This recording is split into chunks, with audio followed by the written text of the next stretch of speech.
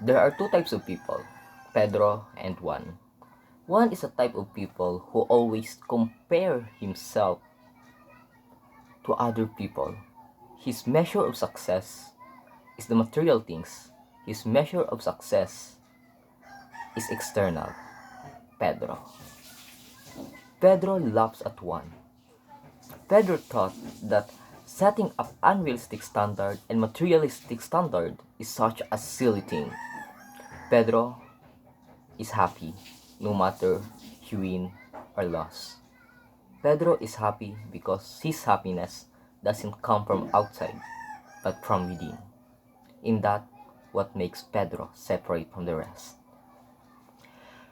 So it's quite interesting to think that failing at work, let's say in career or when you're a student, let's say academically, it's interesting to think that failing at work doesn't mean you are a failure as a person.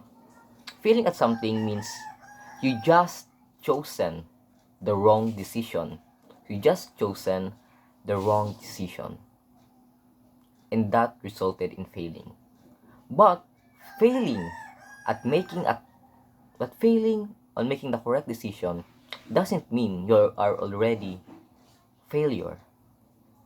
It just means that you have something to improve, something to refine, something to hone. Failure at something doesn't mean you are a failure as a person. And that's is the ingredient of success.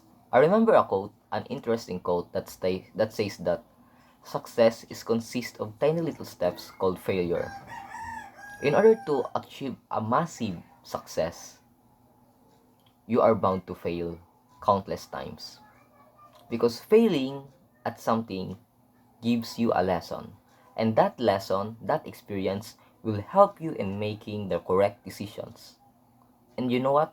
Success is achieved when you when you choose a series of correct decisions. But where do correct decisions come from? Isn't it from failure in itself? So this means that success and failure are almost similar, where success is composed of failures. So failing at something doesn't mean you are a failure as a person. It just means you need to make a better decision, the correct ones. And someday you will achieve success. And if it doesn't, at least you improve 100 times than before. It also says in my journal that always do your best no matter how big or small the task is. There's an interesting quote that I heard from podcast that says that when you work at something, work as if you are given $1 million. Because when you are given $1 million, syempre, parang gagawin mo, motivated ka lagi, parang gagawin mo, beyond the task ang gagawin mo. Syempre, sino ba naman hindi gaganahan sa 1 milyon? And it's interesting that when we are given a task, either it is a small or bigger ones, always go beyond what is requested. Always do your best, no matter how big or small the task you have currently. Because that habit of going beyond what is expected, that habit of always doing your best, an excellent service, at the end, that will help you in achieving success. For example, in school, when you really want to achieve an excellent performance, it means that you need to do an excellent things that is quite unique, that is quite different from what majority of your peers currently doing.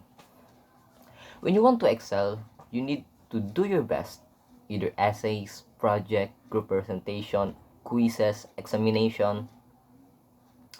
You need to do beyond what is requested.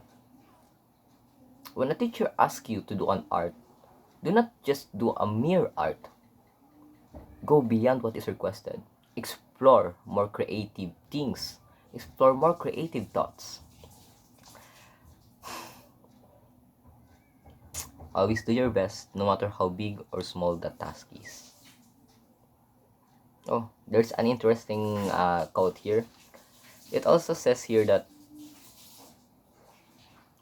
when you encounter a challenge, when you encounter a challenge, depending on your attitude, that challenge can become a stepping stone or stumbling block. Undeniably, every one of us will eventually encounter and challenges. Eventually, all of us will encounter struggles, difficulties in life. And during that crucial moment, during that very important period, it all comes down in here. How do you interpret that? Will you interpret it as pure challenges that you will be demotivated, or will treat it as opportunity and train your mind? How can you make the most of it? How can you improve yourself on it? How can you even provide a better value for others because of it? Opportunity is hidden in every difficulty. It's interesting.